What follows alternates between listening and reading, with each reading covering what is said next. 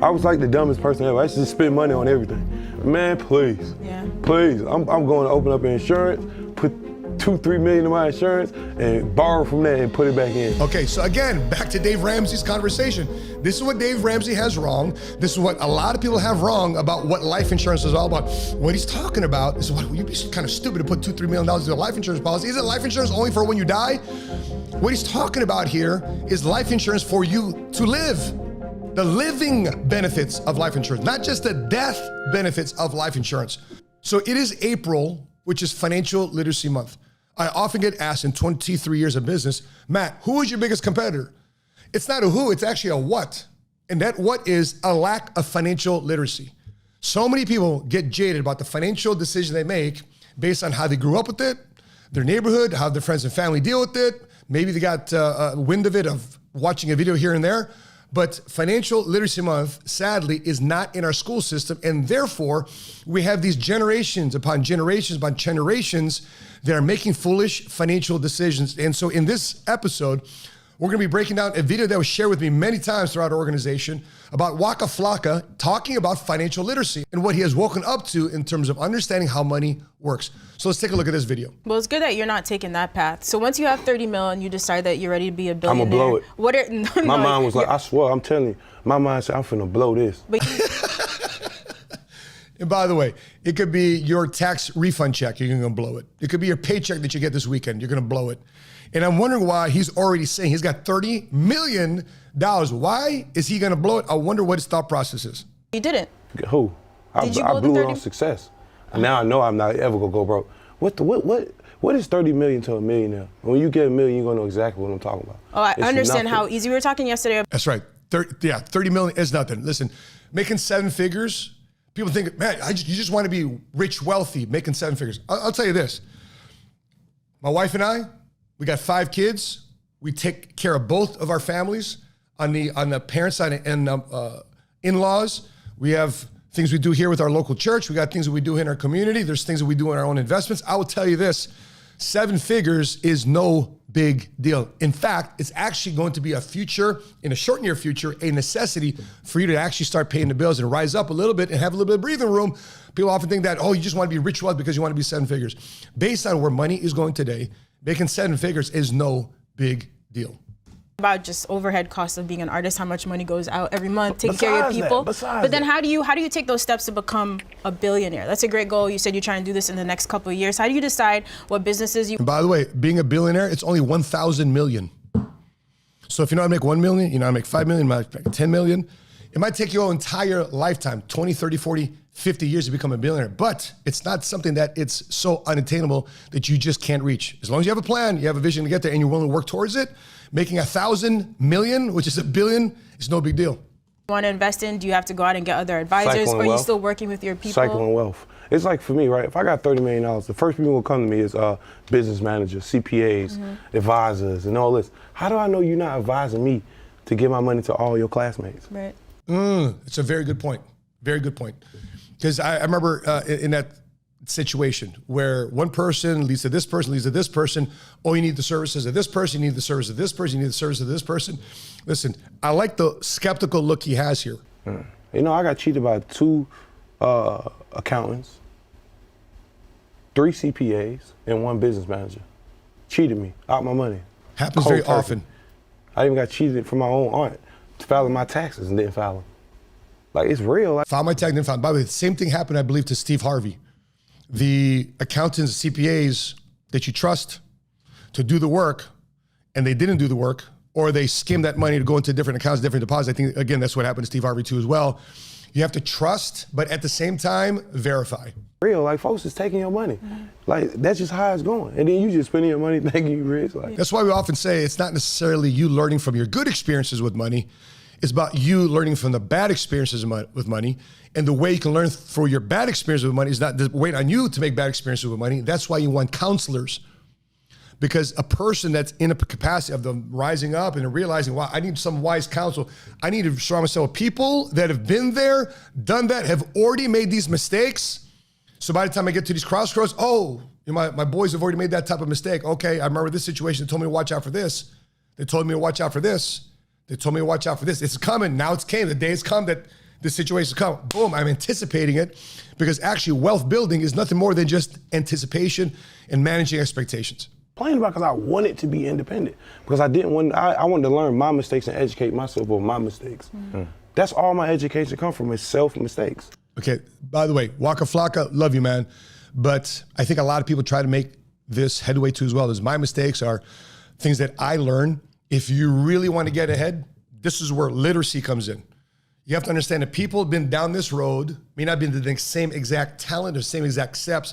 There's parallels to this thing, but you need to start surrounding yourself with counselors. In Proverbs 15, chapter 22, it reads like this: plans fail for lack of counsel, but with many advisors, they succeed. So if you want success in your plans, in your guidance, you have to have the input of counselors. And sometimes what we learned spending some time in Tom Brady's house. We were just this past weekend in Foxborough at Gillette Stadium. So right in front of us is 2 Super Bowl champions. One won twice with Tom Brady, Rob Ninkovich, and the other one was his left tackle protecting his blind side, which is Matt Light. And also we heard simultaneously from his business manager of TB12, Rob. So we learned from all 3 of them. So these are 3 people that Brady was in Brady's life. One won 3 Super Bowls with Brady, one won 2, one was his business manager at TB12 and everything that he gets done. Tom's got a multitude of counselors for his brand, his evolution as a player, for it to succeed. Because if you think you're going to learn from your mistakes and I'm going to wait to make my mistake before I learn them, you're already in a road of desperation, you're reactive, you're responding to the situation, and you're more defensive versus playing offense. Let's take a look at what else he has to say. And I learned from him. I took all the notes down. I'm like, damn, that's why I messed up. That's what she cheated me. By the way, very good on the evaluation process. I'm glad he took time and said, listen, what's the good, what's the bad, what's the ugly? Why did this happen in my life? Very good wise in terms of self-reflection. Oftentimes people say, I'm just gonna go through it. I'm just gonna deal with it. I'm just gonna wing it. At least he took some notes to make sure that he doesn't forget the pain of these type of crises. I'm not even gonna get mad, thank you.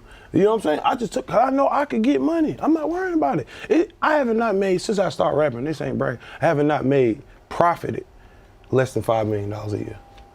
I love it, man. I love it. Once you understand the money, look at the confidence in his face. Once he learned the game, once he learned his industry, he is not proud of less than $5 million a year. I could live today, right now, with $4 grand a month, $5 grand a month. I could live happily right now. You serious? What could I? You could live. Can't you live with $10,000 a month? Yeah, of course, but you still move around certain type of ways. Are you moving around like you regular though? Bro, I'm not flat, bro. I don't like whips. I'm not like that, bro. That's true, by the way. I'll tell you this, truth be told, yeah, one of my best videos out there is in terms of me driving around a Rolls Royce for $25 a month. Check out right here if you haven't seen it yet.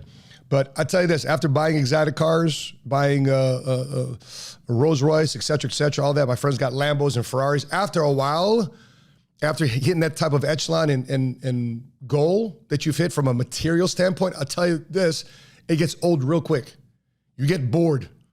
You reach that road and like, okay, what's next? What's next? If there's not any significance or plan behind the next move, you just get bored at a certain level. Bro, I like a good house.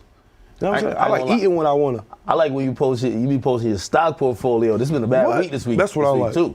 But it's gonna go right up. It's a good week to buy. You dig what I'm saying? Like, I like stuff like that.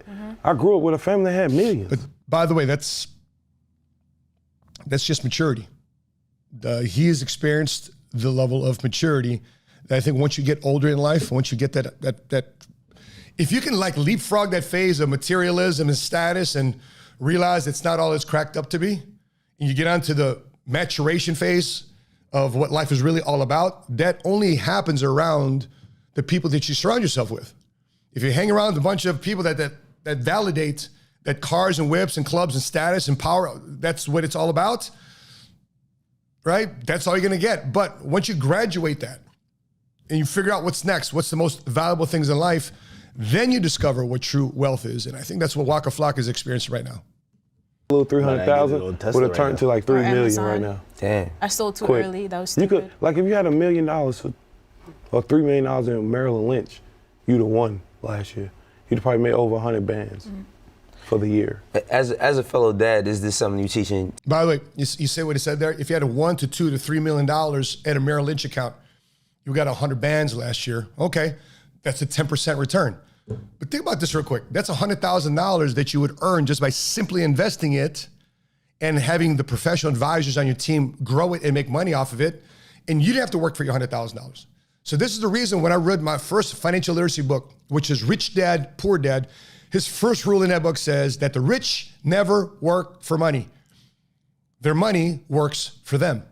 So going forward, not only in Financial Literacy Month, but for the rest of your life, do you want you to be working for your money, or do you want your money to be working for you?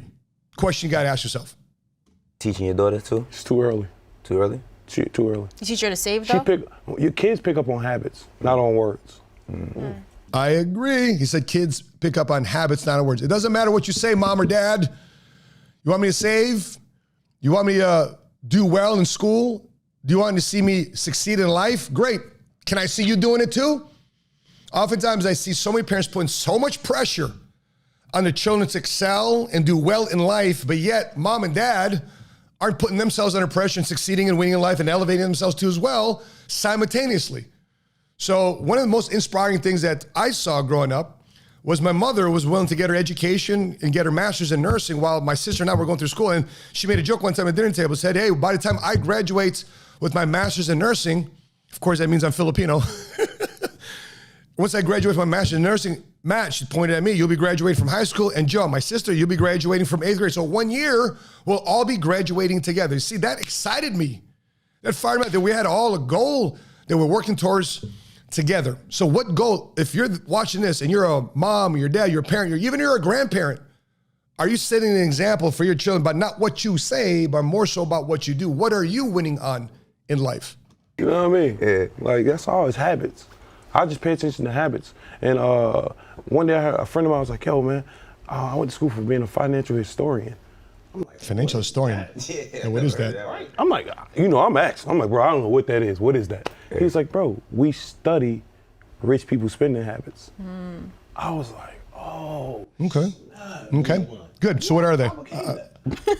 I just start following what people do. I'm like, oh. And you start seeing parallels and charts and this and that. I'm like, how did I learn this? Financial history. Because I want to win, bro. That's it, man. Again, success leaves clues. What clues are you following? I gotta win. I'm telling y'all right now, anything I do not to look over my shoulder, I'm down with it. It's easy. Once I learned the credit game, it was over. The game was over. Yep. When I know I had all the millions and I didn't even have by the way, that's why in previous videos, I've always mentioned that Dave Ramsey is wrong about when it comes to credit. Dave Ramsey is wrong about life insurance. They're wrong about a lot of things. Here's what I do credit them for lack of a better term. I do credit them for teaching the right mindset for people that are just beginning the money game. But in today's day and age, yes, you do need credit. You can argue with this all you like. If you do not have credit and you're an adult in today's game, your decisions down the road, it will be much tougher than if you did have positive credit. You need credit. And I'm not saying, hey, get a bunch of credit cards to charge up and overspend and live a life that you know you can't afford and can't pay back. That's not what I'm talking about. You need credit to open up opportunities because in today's day and age, credit is queen only to cash flow, which is king. I was like the dumbest person ever. I used to just spend money on everything. Man, please. Yeah. Please. I'm going to open up insurance, put $2-3 million in my insurance and borrow from that and put it back in. Okay, so again, back to Dave Ramsey's conversation. This is what Dave Ramsey has wrong. This is what a lot of people have wrong about what life insurance is all about. What he's talking about is, well, you'd be kind of stupid to put $2-3 million into a life insurance policy. Isn't life insurance only for when you die? What he's talking about here is life insurance for you to live. The living benefits of life insurance, not just the death benefits of life insurance. Death benefit is only one of the three major aspects of why you need to use and have life insurance in your portfolio today. Obviously, if you die too soon, boom, life insurance is there. But what happens if you live long? What happens if you survive a heart attack, stroke, or cancer? That's what life insurance, living benefits of life insurance provide. Because inside a life insurance policy, if you allow this money to grow, according to IRS code 7702, money that grows inside a life insurance policy grows without paying a dime in tax, can be accessed without paying a dime in tax. Only thing that expands in value to pass on to the next generation without paying a dime in tax. 72E talks about the tax treatment of tax-favored life insurance. There's so many different areas of life insurance that obviously he's picked up after surrounding himself with wise counselors. Again, life insurance is not a religion, so you don't have to believe in it. Because oftentimes people say, I don't believe in life insurance, that's why I don't get it. It's not a religion. It's a financial vehicle for you to be more smart with your finances. Again, that's what rich people do. I never lose my money, ever. Anybody get money, I'll give you a promissory note. Because you go promise to pay this back, I'm going to bring you to court. I'm ready for the Waka financial. I'm saying, yeah. And by the way, who's the best at loaning out money? You know what it is? It's the life insurance companies. You don't think so? Well, guess who the biggest funder and financiers are of mortgages out there? It's insurance companies. Where I come from in Chicago, now I'm in Dallas. Matter of fact, right down here in Dallas, right across the street from In-N-Out is National Life Group in Zurich. 2 life insurance companies right here in Addison, Texas. Where I'm from in Chicago. Majority of the biggest buildings in downtown Chicago, are owned by, yes, life insurance companies. MetLife. Where do you think the New York Jets and the New York Giants play? MetLife Stadium.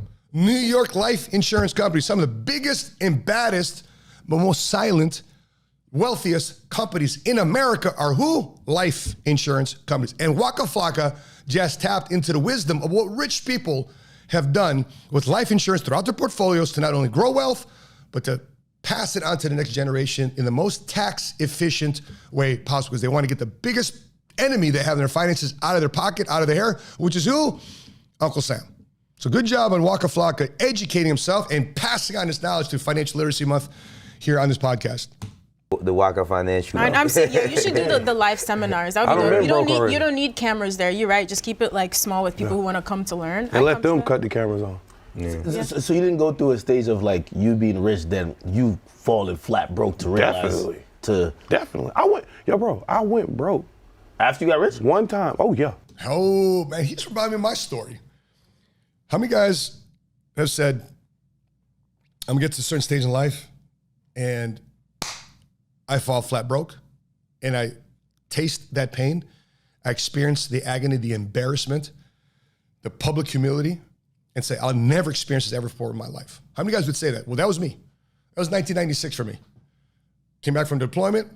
Ex-wife had charged up a bunch of credit cards. I filed bankruptcy in 1996. I said, this is the last time that will ever happen to me ever again. And guess what? It's never happened to me. Why? Because I recognize the behaviors and the bad things I should avoid ever to happen in my life ever again. And so I think he's experienced this because you only need to experience that one time. Now, here's the challenge, though. There's 2 choices.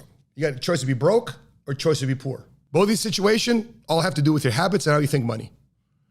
Because when I was broke, I recognized that this was a temporary situation. I can get myself out of this. I'm broke, though, temporarily. Eventually, I'll no longer be broke. Whether it be 6 months, whether it be 60 days, whether it be 1 year or 2 years, I'm no longer going to be broke. That's a temporary condition. Now, being poor, that's more of an attitude. It's more of a spirit. It's more permanent. And sad thing about being poor, this can be transferred and changed from generation to generations. Again, would you rather be broke or would you rather be poor? The choice is yours. Let's hear what Waka Flocka has said about being broke. Oh, yeah, broke. Whew. Broke. What's broke to you, though? Because he's coming from a guy that said, I can make $5 million down to 30,000 out to 20. That's broke to him.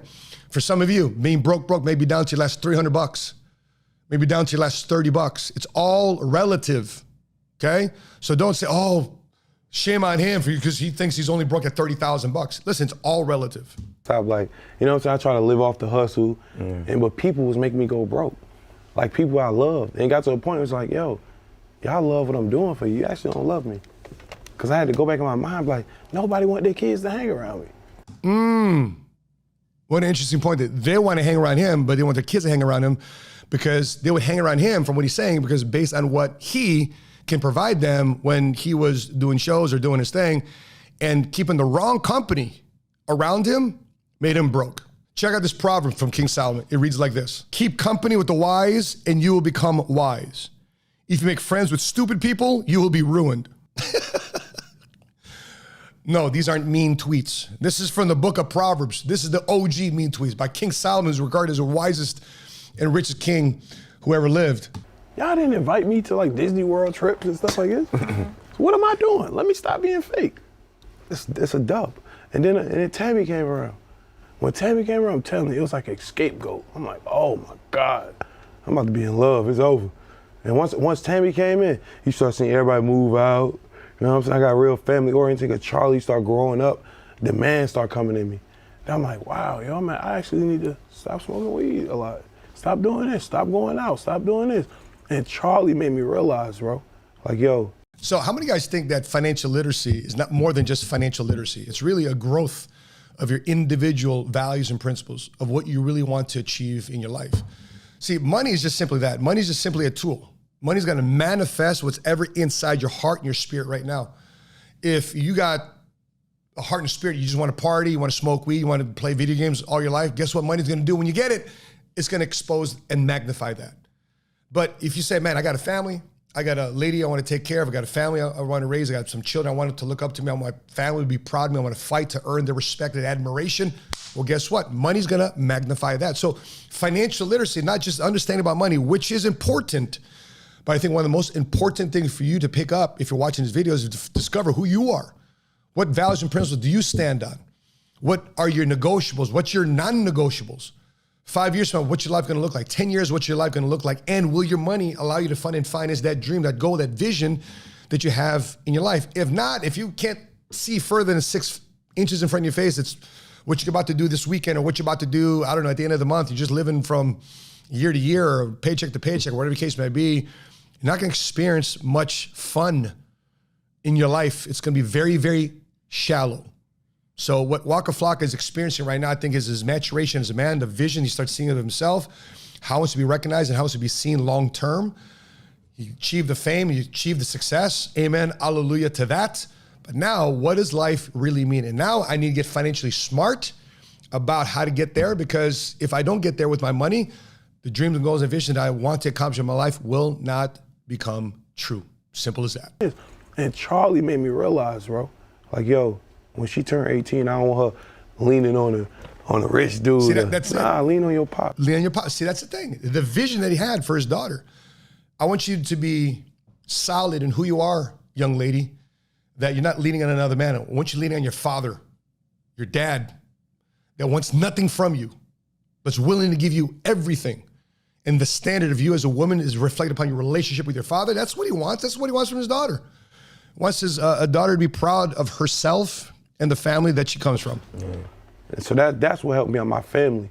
Young guys like Southsides and these guys, like watching their career go all the way up, like, damn, can I take you all the way up there, bro?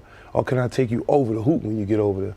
That's what I want to do. So now Southside got all the money. So it's just not putting them on. It's just not putting people on. It's not just getting people to that initial level of success, but really what they are establishing for their entire life. Love it. I love where this guy's coming from. I tell you this, I don't know much about Waka Flocka as a man. I know a little bit about his music because some of his songs when my team started playing them from, like, oh yeah, I know these songs. But now I get to know him. Who knows, man? We might have him at a future conference at Seven Figure Squad. Who knows? Let's get to 250,000 subs and find out. Hey, look, bro, you know what I mean? That's what I want. I want to sit at a table with all my friends like this. Like, hey, all of us, let's put $1 million in. Get $4 million fund. Go buy a whole block. That's exact. I love this. Think about this. If you start mastering your money, okay, and you start hanging around your friends, and you putting your finances together, and not only are you hoping that things get around you better, but if they're not, well, once you invest in that block, once you invest in that neighborhood, you buy up a whole 2, 3, 4 blocks of properties and communities that you have with your private equity fund, whatever the case may be, your hedge fund, your real estate investment trust, whatever you want to do with your buddies, the people that you're hanging around with, you put your finance together. Now you're investors in the community. That's why it's not about just you just getting rich. It's about you getting rich to a point where you can really make some impact in your home, in your backyard, in your community, in your city, in your country.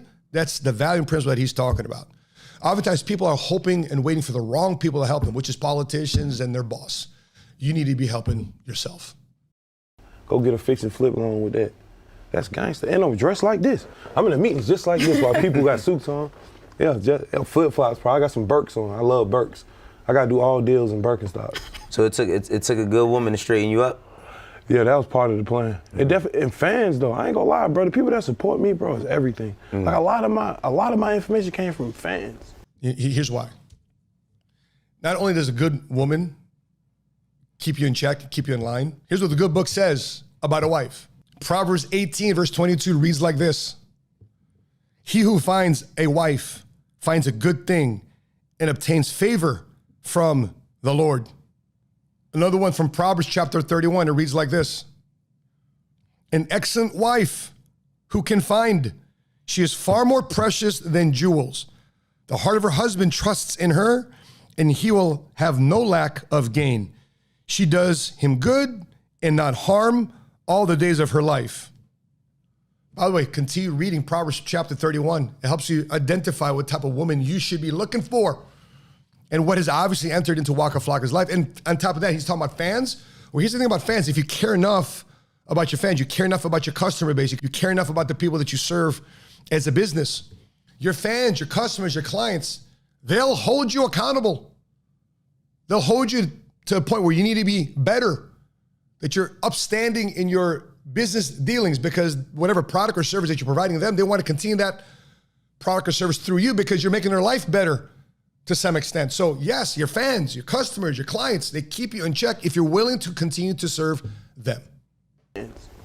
Like, bro, you should check this out. Yo, check this out. Oh, meeting people, like, yo, I'm in school for this. I'm like, word, cool, I'm just keep in touch with you. Yeah. Like, so many people I met that was in college, and bro, they actually like CEOs and they develop skills in life, and they actually my friend now. Wow. And we actually do business. You weren't too arrogant to like listen? Because sometimes like that money make you arrogant. Like, man, I learned stocks from a guy that's 9 years younger than me. Literally, a college kid at a frat show. By the way, just so you guys know, my whole social media team is what? How younger are you guys than me? 20 plus? So how old are you, Malcolm? 20? So I'm 23 older than Malcolm, and I'm 25 older. Guys, if you love what the social media team does here at Seven Figure Squad, they're 23 plus years younger than me. And somebody just said, you got to learn from people that are younger than you. Hey, more power to them. And I just feel blessed enough to be able to create them a job. Now it's my job to make sure I keep them gainfully employed. And that's why I want our social media team to continue to, or social media channels to continue to grow. So therefore our social media team continues to grow and expand because we're creating jobs. We're blessing people so therefore they can pay their bills and put food on the table and a roof over their head. That's what business people and entrepreneurs are supposed to do.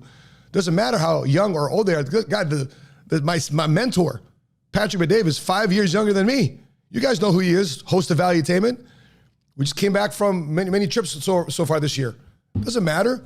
And by the way, I serve clients that are 67 years old. There's a guy that was on my coffee channel. We do mentoring over coffee via Zoom. And he's, man, I'm 66 years old. I got 3, 4, 5 different businesses I want to go do. Why should I consider expanding my career into the insurance business? Because obviously I see the profitability of it. Should I consider expanding this more than my other businesses? He was asking counsel for me, who's 48 years old, and he's 66. So it doesn't matter. What you should care about and be concerned about are people's understanding and where they come from a wisdom standpoint. What is wisdom? Wisdom is nothing more than education times experience. That's knowledge, that's wisdom. And here's what King Solomon says about wisdom. In Proverbs chapter 4, verse 5, it reads like this. Get wisdom, get understanding. Do not forget my words or turn away from them. Do not forsake wisdom, and she will protect you. Love her, and she will watch over you. The beginning of wisdom is this. Get wisdom. Though it costs all you have, get understanding. Cherish her, and she will exalt you. Embrace her, and she will honor you. She will give a garland to grace your head and present you with a glorious crown. So for those of you watching this is obviously what Waka Flocka has been getting. And look at the joy and the contentment and the feeling of bliss that he has on his face because he started understanding money and understanding what the power of a good woman in his life, family, being aligned to the desires of his fans and the music that he's putting out, the content he's putting out, the people that he's putting on, and showing up to get over the top to not only have a great career, but have an amazing life. And he was like the only black, you know how I got that black guy that sound white? Oh, man. One of those guys. He's like, dude, why are you not doing this, man? You know, with your kind of status and, man, you can have a pool of people and da-da-da. I'm like, word, let me see how I look. Yeah. I started seeing the numbers. I'm like, damn. Mm-hmm. I'm like, hey, all right. Well, I went home, was like, got on YouTube, how to do stocks. What is QuickBooks? That's how I learned QuickBooks, everything, all of YouTube tutorials. Literally. And by the way, it just goes to show, for people out there that think you don't need resource or there's no resource for you to tap into and how to get rich and how to get wealthy, hello, what do you think Waka Flocka is accessing? YouTube, anything. The crazy part about where we're at today in life is that anything you want to get, anything, and how to get it is all on YouTube. Please use that gift that you have today. I wish I had this resource when it was coming up in the 90s and early 2000s. Literally. I learned all this off YouTube and Google and reading. Reading Accounting for Dummies, Stocks for Dummies. It's easy, bro. All you gotta do is read. And I had the money to gamble it, so I was like, it's nothing. How do we get this, like, this shit told? Like, it's always the messenger. How are we able to give this information to the hood? You know what I mean? And put it in a way where they can accept it. Trust me. That's all I tell people. Yeah. Just the way you trust everybody, trust me. I guarantee you I ain't gonna crook you. I guarantee I'm gonna come to your barbecue with your kids. Trust me, that's all. So should we do the I'm little tired of giving my game tour? away. Yeah. Man, come, hey, believe in me, bro. Yeah. That's all I can tell you. That's your big homie. Hey, come here. Let me show you. Buzz, I love that question. How do we get this information to the hood? Because it's obvious that the politicians and the school boards won't include financial education, financial literacy in the school system. So how do we get in the hood? Just like this, examples of success, rising to levels of potential celebrity or status or being a quote unquote influencer. Can you go back in the hood? That's why the company that we've built, the channel that we're creating, is reaching out to the multicultural middle class. Because we can speak hood, we're from the hood, we know the hood, we can lift up out of the hood. You help the hood, just might not stay in the hood. You go set an example, go out there, make your money. It might force you to live in a different neighborhood for the time being, but you go back to the hood and you do your job to help people rise up. Now it's up to them to want to rise up too as well. If they don't want to rise up, that's on them. But you just done your part to do your example, to set an example of what it takes to get up out of the hood. And then who knows, you could be an investor in the hood. You create jobs by buying real estate, by starting stores and businesses in the hood with the help of politicians that put resources of the state and the federal government to work for you, to create tax incentives for you to establish a business in the hood. Because here's one thing, one interview we did with a two-time felon, Ryan Stewman, Hardcore Clothes on Instagram, he said, they were trying to recruit me into the Aryan Brotherhood in prison. But one thing I was teaching guys in prison, whether you're a black gang or Latino gang, I was teaching people entrepreneurship. I was teaching people money, that instead of hurting each other to steal from one another, get money, that they can do business together, they can have commerce together. And he said for those 6 months, for a period of 6 months, nobody was murdering anybody, nobody's hurting nobody, because everybody's working together. Because at that time in the prison, it was about one color, and that was the color of money. And everybody's winning together, and everybody's succeeding together. It's what happens when you learn the rules of the money game. So with that being said, guys, I'd love to know your thoughts, your questions, your comments, your feedback. What do you think about what Waka Flocka had just said? Does this inspire you to be an entrepreneur? Does it inspire you to master the rules of the money game? Does this inspire you to be a bigger earner and contributor to your family, into your city, into your community? Does it inspire you to do greater and bigger things? Because that's how you're gonna get this information into the hood. Because oftentimes people see that the only success stories are people dribbling a basketball or playing football or behind the mic. In my opinion, the real day-to-day superheroes outside of our first responders, outside of our military veterans out there, and service members, are entrepreneurs.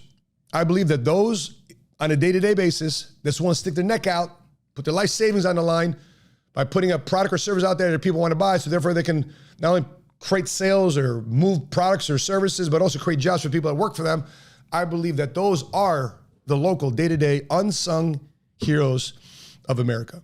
So before I let you go, please let me know in the comment section below what other videos you want me to react to, because we've had a lot of great response from people saying, man, I love your reaction videos to these celebrities or entertainers, or whatever the case may be. Please put in the comment section below which video, and maybe we want to put a link down in the comment section below. Who do you want me to react to next? So before I let you go, please check out these two videos right here. If you feel that we've provided value in this episode for you, please consider liking this video. If you watch a couple of our videos and you've taken some value from them too as well, and you haven't done so yet, please consider hitting subscribe and hit notifications to be alerted the next time we upload our next episode. Again, we've got some big goals and dreams once we get to 250,000 subs, but we got to get to 250,000 subs. I think right now a little over 140, 141, somewhere in there. But I got some big goals and dreams. Maybe we have a conference where a Waka Flocka or a Dame Dash comes in and we have an opportunity to spend some time with them and interview them on stage, and you get to learn from them firsthand of what their experiences are in business, entrepreneurship, and with their finances. So that being said, from Dallas, Texas, I'm your money smart guy. And until we meet again, continue to live smart, continue to love smart, and be money smart today.